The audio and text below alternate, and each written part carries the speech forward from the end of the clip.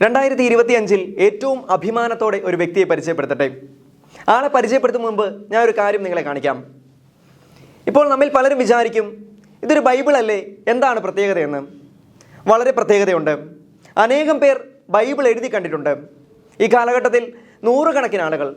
പക്ഷേ POC ബൈബിളിൻ്റെ അതേ ക്രമത്തിൽ ഓരോ പേജും അതേപോലെ തനിപ്പകർപ്പായിട്ട് എഴുതിയിട്ടുള്ളവർ വളരെ ചുരുക്കമാണ്, ഒരുപക്ഷെ കാണില്ല. ഇങ്ങനെ ബൈബിൾ തനിപ്പകർപ്പായി ഒരാൾ എഴുതിയിരിക്കുന്നു. അതൊരു നിസ്സാര കാര്യമല്ല. പ്രിന്റ് ചെയ്ത പേജിൽ എങ്ങനെയാണോ അതുപോലെ തന്നെ പകർത്തി എഴുതിയിരിക്കുന്നു. നമുക്കറിയാം, ശ്രമകരമായ ജോലിയാണ്. പ്രിന്റ് ചെയ്തിരിക്കുന്ന പേപ്പറിനേക്കാൾ ഏതാണ്ട് 3 ഇരട്ടി വലിപ്പമുള്ള പേപ്പർ എടുത്ത് ഓരോ പേജിനെയും അതുപോലെ പകർത്തിയുള്ള എഴുത്ത്. പോകാം തോമസ് ചേട്ടൻ്റെ വിശേഷങ്ങളിലേക്ക്. എൻ്റെ സഹോദരനോട് പറഞ്ഞു, നീ ഒന്ന് എഴുതണമെന്ന് പറഞ്ഞു. ജോഷുവ പ്രവാചകന്റെ പുസ്തകത്തിൻ്റെ 30 പേജുകൾ കാണാനില്ല. ബൈബിളിലും അങ്ങനെ തന്നെ ആയിരിക്കും. പരിശുദ്ധിയമ്മ എന്നും എനിക്ക് താങ്ങും തണലുമായിരിക്കുന്നു. ഞങ്ങളുടെ ഇടയുടെ മധ്യസ്ഥനായ സെബസ്ത്യാനോസിൻ്റെയും മധ്യസ്ഥം ഞാൻ തേടിയിരുന്നു. തനിയാവർത്തനമാണെന്ന് ഞാൻ ബോധ്യപ്പെടുത്താം. കണ്ണിൽ നിന്നും കണ്ടമാൻ ശരിക്കും ബ്ലീഡിങ് ഉണ്ടായി. എഴുത്ത് നിർത്തുക. അച്ഛൻ പറഞ്ഞ കേൾക്ക്. എന്നോട് പറഞ്ഞു, പൈശാചിക ബന്ധനങ്ങൾ ഉണ്ടാകും. ഇതിലെല്ലാം ഉപരിയായി എനിക്ക് തളരാത്ത മനസ്സും ആരോഗ്യവും തന്ന ദൈവമായ കർത്താവിന് പരിശുദ്ധിയമ്മയുടെ മധ്യസ്ഥതയിൽ ഞാൻ നന്ദി പറയുന്നു.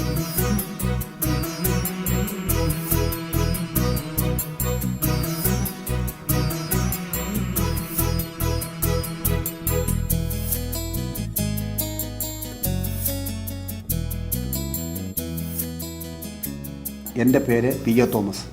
ചാഞ്ഞോടി ഇടവകയിലെ അധികാരവേറ്റ ജോൺ പീലിയാനിക്കിലിച്ചിൻ്റെ കാലത്ത് എൻ്റെ 12ാമത്തെ വയസ്സിൽ ചാഞ്ഞോടിയുടെ ആദ്യത്തെ ആൾട്ടർ ബോയിയാണ് ഞാൻ. അതിനുശേഷം ഏകദേശം ഡിഗ്രി ക്ലാസ് അടുത്തോടുകൂടി ഞങ്ങൾ ചാഞ്ഞോടി പള്ളിയിൽ യുവദീപ്തി രൂപയുടെ സ്ഥാപക സെക്രട്ടറിയായും തുടർന്ന് പ്രസിഡൻ്റായും പള്ളിക്കാര്യങ്ങൾ അന്ന് മുതൽ സജീവമായിട്ട് ഇടപെടുന്നു. തുടർന്ന് വന്ന് പാരിഷ് കമ്മിറ്റിയും പാരിഷ് സെക്രട്ടറിയുമായി പ്രവർത്തിക്കാനുള്ള ഭാഗ്യം ലഭിച്ചു. അതിനുശേഷം പള്ളിയുടെ കൈക്കാരനായി ഞാൻ പ്രവർത്തിക്കുകയും ചെയ്തു. പള്ളിയുടെ നാളാകം എഴുതാനുള്ള ഭാഗ്യം എനിക്കുണ്ടായി. 1920 56 വർഷത്തെ ചരിത്രം എഴുതുവാനുള്ള ഭാഗ്യം എനിക്കുണ്ടായി. അതിൻ്റെ ടീം ലീഡറായിരുന്നു ഞാൻ. അതിനുശേഷമാണ് ഈ ഒരു കാര്യത്തിലേക്ക് കടക്കണമെന്നായി.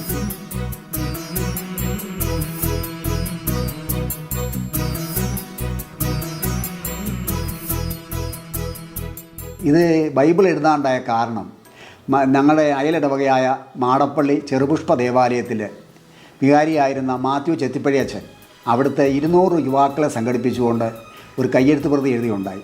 ആ എഴുത്ത് കാണുവാൻ ചില കാര്യങ്ങൾക്കായിട്ട്, ചില കർമ്മങ്ങൾക്കായിട്ട് ചെന്ന കൂട്ടത്തിൽ കാണുവാനിടയായി. അത് കണ്ടപ്പോൾ എൻ്റെ സഹോദരനോട് പറഞ്ഞു, നീ ഒന്ന് എഴുതണമെന്ന് പറഞ്ഞു. അങ്ങനെ ഞാൻ ബൈബിൾ എഴുതുവാൻ തയ്യാറായി മനസ്സ് വെച്ചു. എൻ്റെ പേര് തോമസ് എന്നായതുകൊണ്ട് തന്നെ ദുഹ്റാന തിരുനാളിൽ 2024 ദുഹ്റാന തിരുനാളിൽ ഞാൻ ബൈബിൾ എഴുത്ത് ആരംഭിച്ചു. അതിന് എന്നെ ഏറ്റവും അധികം പ്രോത്സാഹിപ്പിച്ചത് ഞങ്ങളുടെ ഇപ്പോഴത്തെ വികാരി ഫാദർ റോയി തൂമ്പുങ്കലച്ഛനാണ്. അച്ഛൻ്റെ നിർദ്ദേശവും അച്ഛൻ്റെ ഉപദേശവും സ്വീകരിക്കുകയും അത് അച്ഛൻ്റെ നിർദ്ദേശങ്ങളനുസരിച്ചും അച്ഛനോട് ഞാൻ പ്രാർത്ഥനാ സഹായം ആവശ്യപ്പെട്ടു. കൂടാതെ വികാരിമാരായിട്ട് എന്ന അച്ഛന്മാരുമായിട്ടൊക്കെ നല്ല ബന്ധമാണ് നിലനിർത്തിയിരുന്ന് അവരെനിക്ക് നിർദ്ദേശങ്ങൾ നൽകുകയും ചെയ്തു. എല്ലാ ദിവസവും ഞാൻ 3 മണിക്ക് ഉണരും. പുലർകാലം എഴുന്നേറ്റ് തന്നെ എഴുത്തിന് ഇരിക്കുകയാണ് ചെയ്യുന്ന പതിവ്. എഴുത്തിനിരിക്കുമ്പോൾ തന്നെ ആദ്യമേ വിശ്വാസ പ്രമാണം ചൊല്ലി പരിശുദ്ധിയമ്മയുടെ മധ്യസ്ഥം നേടുക പതിവായിരുന്നു. ഏകദേശം 3:30 ആരംഭിക്കുന്ന എഴുത്ത് 5:45 എഴുതുന്നതും 5:45 ആകുമ്പോൾ ഞാൻ പള്ളിയിലേക്ക് പോകും, കുർബാനയ്ക്ക് പോകും. കുർബാന മധ്യേ എൻ്റെ ഏറ്റവും വലിയ നിയോഗം ഇത് എഴുതി പൂർത്തിയാക്കുവാൻ ഉള്ള മഹാഭാഗ്യം എനിക്ക് തരണം. ഭാവിയായും ദുർബലനുമായി എനിക്കിത് എഴുതി തീർക്കുവാൻ സാധിക്കുമോ എന്നൊരു സംശയമുണ്ടായിരുന്നു. എന്നാൽ ഇന്ന് എഴുതുന്നതിന് ഏറ്റവും അധികം എന്നെ സഹായിച്ചത് എൻ്റെ ഭാര്യ കുഞ്ഞുമോളാണ്. എല്ലാ സഹായങ്ങളും നൽകുകയും എന്നെ കൂടുതൽ പ്രോത്സാഹിപ്പിക്കുകയും ചെയ്തു.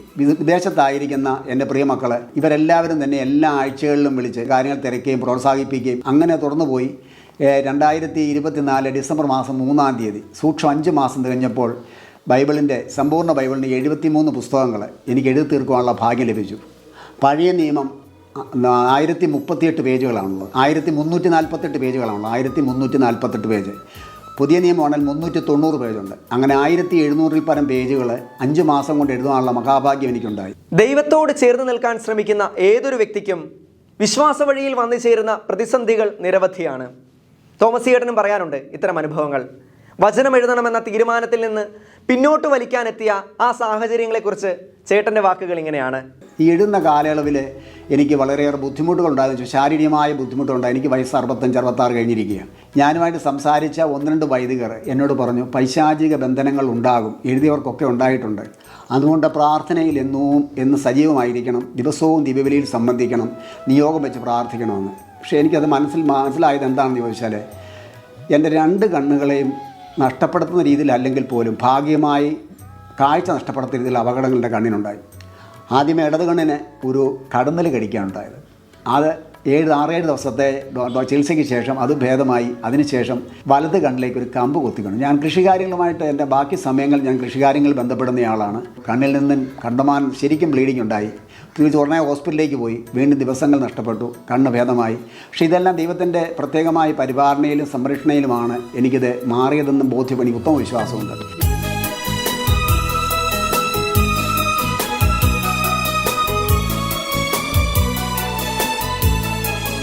എഴുതാൻ തുടങ്ങി. ജോഷുവ പ്രവാചകൻ്റെ പുസ്തകം എഴുതി ഏതാണ്ട് എത്തിയപ്പോഴേക്കും എന്നെ ഈ കാര്യത്തിൽ എനിക്ക് ഡയറക്റ്റ് ചെയ്തിരുന്നത് വാഴപ്പറമ്പിൽ തോമസ് കുട്ടിയച്ഛനാണ്. തോമസ് കുട്ടിയച്ഛൻ എന്നോട് പറഞ്ഞു, പഴയ നിയമം എഴുത്ത് നിർത്തുക. അപ്പം ഞാൻ ചോദിച്ചു എന്താണെന്ന് ചോദിച്ചു. നിർത്താൻ പറഞ്ഞ കാരണം അച്ഛൻ പറഞ്ഞ കേൾക്ക്, എന്നിട്ട് പുതിയ നിയമം എഴുതി തുടങ്ങാൻ പറഞ്ഞു. അപ്പം ഞാൻ പുതിയ നിയമം എഴുതി തുടങ്ങി. പുതിയ നിയമം എഴുതുമ്പോൾ അന്ന് തന്നെ എന്നോട് പറയുന്നു, തൃശ്ശൂർ POCയിലേക്ക് ഞാൻ ഒരു നമ്പർ അയച്ചു തരാം, ആ നമ്പറിൽ രജിസ്റ്റർ ചെയ്യണമെന്ന് പറഞ്ഞു. ആ പേരിൽ ഞാൻ ആ പേരിലേക്ക് എൻ്റെ പേര് രജിസ്റ്റർ ചെയ്തു. അന്ന് ഞാൻ 34 ദിവസം കൊണ്ട് പുതിയ നിയമം 390 പേജ് എഴുതി തീർന്നു. എൻ്റെ ഹാൻഡ് റൈറ്റിംഗ് മോശമാണ്, അത്ര നല്ലതല്ല. പക്ഷേ എങ്കിലും ഞാൻ എഴുത്തിന് സ്പീഡ് കൂടുതലായതുകൊണ്ട് 34 ദിവസം കൊണ്ട് ഞാൻ പൂർണ്ണമായി എഴുതി തീർന്നു. അപ്പോഴത്തേക്ക് ഞാൻ അച്ഛനെ വിളിച്ചപ്പോൾ അച്ഛൻ പറഞ്ഞു, ശരി ഇത് വീണ്ടും ആരംഭിക്കാൻ പറഞ്ഞു. പഴയ നിയമം എഴുതി തുടങ്ങാൻ പറഞ്ഞു. പഴയ നിയമം ഏതാണ്ട് ഫുൾ എഴുതി തീരാനായിട്ട് ഡിസംബർ മാസം 3-ാം തീയതി ആയപ്പോൾ തീർന്നു. പക്ഷേ ഈ ഓരോ പുസ്തകങ്ങളും ഞാൻ പത്രത്തിൽ പ്രത്യേകം മാറ്റി വെക്കുകയാണ് പതിവുണ്ടായിരുന്നത്. എല്ലാം സെറ്റ് ചെയ്യാൻ വേണ്ടി നോക്കുമ്പോൾ ജോഷുവ പ്രവാചകൻ്റെ 30 പേജ്, അതായത് ബൈബിളിലെ 263 മുതൽ 293 വരെ വരുന്ന ജോഷുവ പ്രവാചകൻ്റെ പുസ്തകത്തിൻ്റെ 30 പേജുകൾ കാണാനില്ല. ആ 30 പേജുകൾ വീണ്ടും ഞാൻ 2.5 ദിവസം കൊണ്ട് എഴുതി തീർത്തു. അല്ലെങ്കിൽ ഇതിന് 3-ാം തീയതിക്ക് മുൻപേ തീർന്നു പോയതിന് 2.5 പേജ് കൂടെ എഴുതി തീർത്തു. അതിനുശേഷം സെറ്റ് ചെയ്തു. ഒരു മനുഷ്യനെ സംബന്ധിച്ച് നിയോഗങ്ങളുണ്ടാകുക പതിവാണല്ലോ. ദുഃഖങ്ങളും പ്രയാസങ്ങളും വരുമ്പോഴാണല്ലോ മനുഷ്യൻ നിയോഗങ്ങളിലേക്ക് പോകുന്നത്. ഞാൻ സമർപ്പിച്ച നിയോഗങ്ങളിൽ ചിലതെനിക്ക് പൂർണ്ണമായും ദൈവം എനിക്ക് സാധിച്ചു തന്നു, ചിലത് എൻ്റെ പൂർണ്ണതയിലേക്ക് നീങ്ങിക്കൊണ്ടിരിക്കുന്നു. അത് പൂർണ്ണമായി നടപ്പാകും, പൂർണ്ണമായും നടത്തിത്തരും. എനിക്ക് ഉത്തമ വിശ്വാസമുണ്ട്. എൻ്റെ എഴുത്തിൽ എന്നെ ഏറ്റവും ഞാൻ മധ്യസ്ഥത നേടിയ പരിശുദ്ധിയമ്മയുടെ മധ്യസ്ഥയാണ്. പരിശുദ്ധിയമ്മ എന്നും എനിക്ക് താങ്ങും തണലുമായിരിക്കുന്നു. ഞങ്ങളുടെ ഇടവയുടെ മധ്യസ്ഥനായ സെബസ്ത്യാനോസിൻ്റെയും മധ്യസ്ഥം ഞാൻ തേടിയിരുന്നു. എല്ലാം ഒരു പരിധിവരെ വിജയിച്ചു പൂർണ്ണമായി എന്ന് ഞാൻ വിശ്വസിക്കുന്നു.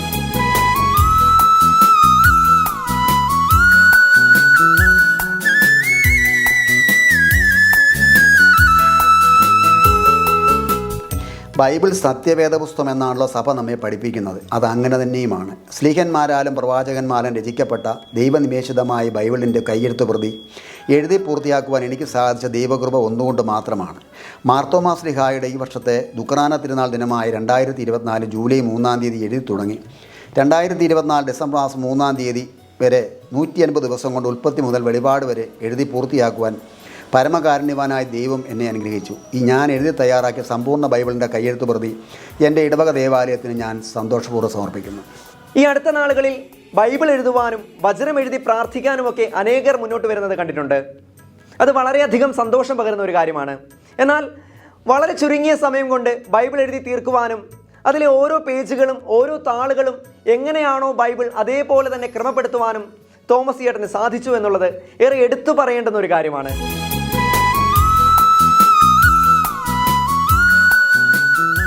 തോമസ് ചേട്ടൻ നമ്മളോട് പറഞ്ഞു, ബൈബിളിലെ ഏത് ഭാഗം എടുത്താലും ചേട്ടൻ എഴുതിയതുമായിട്ട് കറക്റ്റ് അതേ കോപ്പി പോലെയാണ് ചേട്ടൻ എഴുതിയിരിക്കുന്നത്. അപ്പം നമുക്കതൊന്ന് നോക്കിയാലോ. ഞാൻ സുവിശേഷത്തിലെ അല്ലെങ്കിൽ ബൈബിളിലെ ഒരു ഭാഗം തുറന്ന് വായിക്കാൻ വേണ്ടി പോവുകയാണ്.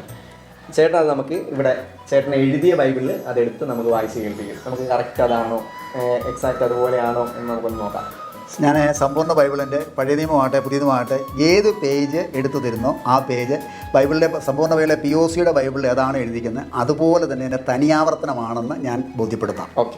ഏശയ്യാ പ്രവാചകൻ്റെ പുസ്തകം 59-ാമത്തെ അധ്യായമാണ്, 1092 പേജ്. ചേട്ടൻ വായിക്കാൻ പോകുന്നത് 59-ാമത്തെ അധ്യായമാണ്. ഞാൻ ഹെഡിങ് എന്താണെന്ന് പറഞ്ഞിട്ടില്ല. ചേട്ടൻ തന്നെ നമ്മൾ വായിച്ച് കേൾപ്പിക്കാം. നമുക്ക് കറക്റ്റ് ആണോ എന്ന് അതേപോലെ ആണോ എന്ന് നോക്കാം. ചേട്ടൻ വായിച്ചു തുടങ്ങി. ഞാൻ വായിക്കുകയാണ്. Page number 1092. പേജിൻ്റെ ഹെഡ് ഏശയ്യ 58, 59 അധ്യായങ്ങളാണ് പേജിൽ മെൻഷൻ ചെയ്തിരിക്കുന്നത്. എന്നോട് ആവശ്യപ്പെട്ടിരിക്കുന്നത് 50-ാം അധ്യായമാണ്. 59-ാം അധ്യായത്തിൻ്റെ ഹെഡിങ് രക്ഷയ്ക്ക് തടസ്സം. രക്ഷിക്കാൻ കഴിയാത്ത വിധം കർത്താവിൻ്റെ കരം കുറുകിപ്പോയിട്ടില്ല, കേൾക്കാനാവാത്ത വിധം അവിടുത്തെ കാതുകൾക്ക് മാന്യം സംഭവിച്ചിട്ടില്ല. നിൻ്റെ അകൃത്യങ്ങൾ നിന്നെയും ദൈവത്തെയും തമ്മിൽ അകറ്റിയിരിക്കുന്നു. നിൻ്റെ പാപങ്ങൾ അവിടുത്തെ മുഖം നിന്നിൽ നിന്ന് മറച്ചു വെച്ചിരിക്കുന്നു. അതിനാൽ അവിടുന്ന് നിൻ്റെ പ്രാർത്ഥന കേൾക്കുന്നില്ല. നിൻ്റെ കരങ്ങൾ രക്തപങ്കിലമാണ്, വിരലുകൾ അകൃത്യങ്ങളാൽ മലിനമായിരിക്കുന്നു. നിൻ്റെ അധരം വ്യാജം പറയുന്നു, നാവ് ദുഷ്ടത പിറുപിറുക്കുന്നു. ചില സമയങ്ങളിൽ ചിലപ്പോൾ ഇവിടം വരെ തികയാതെ വരത്തില്ലേ?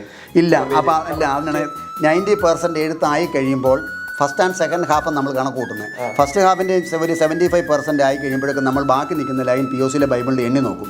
അതിനനുസരിച്ച് നമ്മൾ അകലം കുറയ്ക്കുക, അക്ഷരങ്ങളുടെ വലിപ്പവും അകലവും കുറയ്ക്കുകയും കൂട്ടുകയും ചെയ്യും. അപ്പോൾ കൊണ്ട് അവസാനിപ്പിക്കുമ്പോൾ കഴിവതും ഒരു 99% പേജുകളും ഉറപ്പായിരിക്കും. ഇപ്പൊ ചില ഭാഗം എന്തെങ്കിലും ഇപ്പോൾ ഒരു ലൈൻ വിട്ടിരിക്കുന്നത് ഇവിടെ തീർന്നതുകൊണ്ടാണ്. അപ്പോൾ നോക്കിയാൽ 31 നോക്കി ഇവിടെ വരെ കാണത്തുള്ളൂ. ബൈബിളിലും അങ്ങനെ തന്നെ ആയിരിക്കും. അവിടെ കൊടുത്തിരിക്കുന്ന ഗ്യാപ്പ് അതുപോലെ. അതെ, ആ ഫുട് നോട്ട് കാണും അവിടെ. അതുകൊണ്ടാണ് ഈ ഒരു ലൈൻ വന്നതിൻ്റെ കാരണം. അവർ കണക്കൂട്ടി അതായിരിക്കാം. ഉൽപ്പത്തി 31 എളുപ്പം നോക്കണം. 31 പേജ് 31 നോക്കിയാൽ മതി. ഓക്കെ. കുറെ കാട്ടിറച്ചിക്കോ 31 ഇവിടെ നോക്കേ. കാട്ടിറച്ചിക്കോ അവിടം വരെ. അപ്പൊ ഇവിടെ എനിക്ക് ഇച്ചിരി തിങ്ങി പോയിട്ട് അതുകൊണ്ടാണ് ഒരു ലൈൻ മിച്ചം വന്നത്. കാട്ടിറച്ചി കൊണ്ടുവരിക എന്നാണ് എഴുതിയിരിക്കുന്നത്.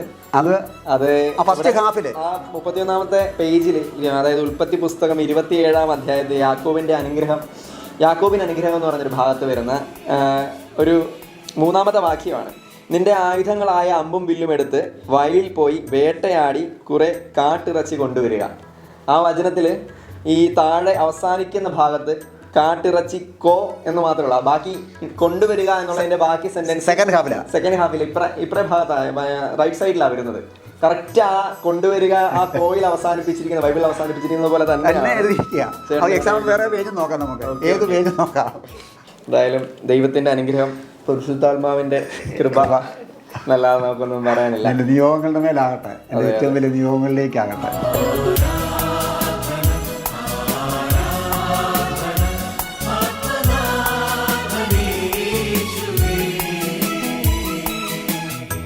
ഞങ്ങൾ 2-3 മണിയാകുമ്പോൾ എഴുന്നേൽക്കും.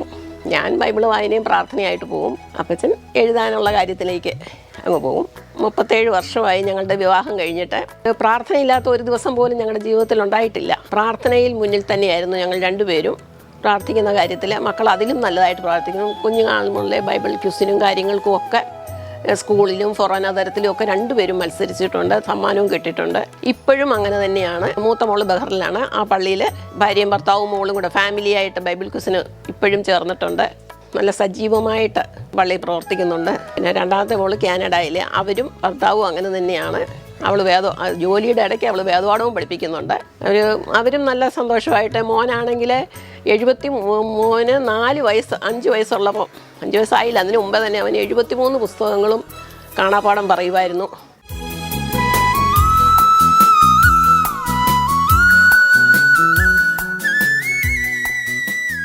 ദൈവവചനം, ബൈബിൾ ദൈവനിവേശിതമാണ്. നിവേശിതം എന്ന് പറയുമ്പോൾ ദൈവത്തിൻ്റെ ശ്വാസം ഉൾക്കൊള്ളുന്നതാണ്. അപ്പോൾ ഓരോ വചനത്തിലൂടെയും തോമസ് ചേട്ടൻ കടന്നുപോയപ്പോൾ ആ ദൈവവചനത്തെ തൻ്റെ ഹൃദയത്തിൽ സ്വീകരിക്കുകയാണ് ചെയ്തത്.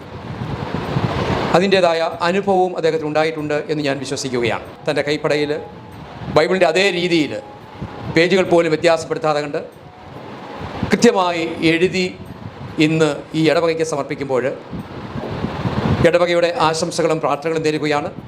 ദൈവാനുഗ്രഹങ്ങൾ ഉണ്ടാകട്ടെ എന്ന് പ്രത്യേകമായി ആശംസിക്കുകയും പ്രാർത്ഥിക്കുകയും ചെയ്യുന്നു. തുടർന്ന് അദ്ദേഹം അത് POCയിൽ സമർപ്പിക്കുകയാണ്. ഇനിയും ഇത് മറ്റുള്ളവർക്ക് കൂടുതൽ പ്രചോദനമാകട്ടെ. അതിലൂടെ ദൈവവചനം മനസ്സിലാക്കുവാനും ദൈവവചനം പഠിക്കുവാനും ഒരു നിശ്വാസമായി സ്വജീവിതത്തിൽ സ്വീകരിക്കുവാനും ഏവർക്ക് സാധിക്കട്ടെ എന്ന് ആശംസിക്കുകയും പ്രാർത്ഥിക്കുകയും ചെയ്യുന്നു.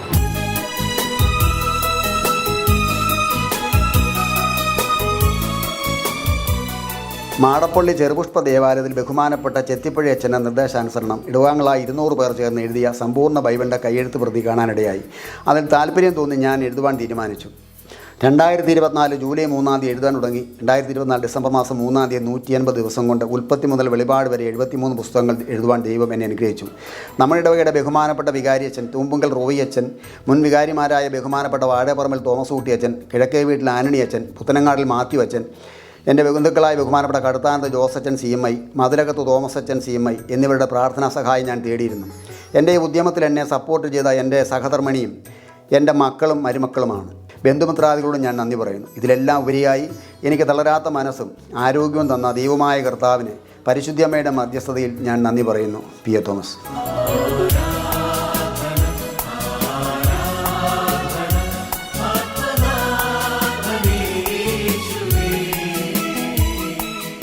തോമസ് ചേട്ടൻ ഞങ്ങളോട് പറയുകയുണ്ടായി ഇനി ഇംഗ്ലീഷ് ബൈബിൾ കൂടി എഴുതണമെന്ന്.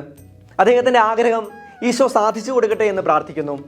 അതുപോലെ വചനം പറയുവാനും പഠിക്കുവാനും അത് മറ്റുള്ളവർക്ക് മാതൃകയായി സമർപ്പിക്കുവാനും തങ്ങളുടെ ദൈവാനുഭവങ്ങൾ ജീവിതത്തിൽ ആഘോഷമാക്കുവാനും ഇനിയും അനേകർ മുന്നോട്ട് വരട്ടെ. അത് അനേകരിലേക്ക് സുവിശേഷമായി പടരട്ടെ. ദൈവത്തിന് സ്തുതി.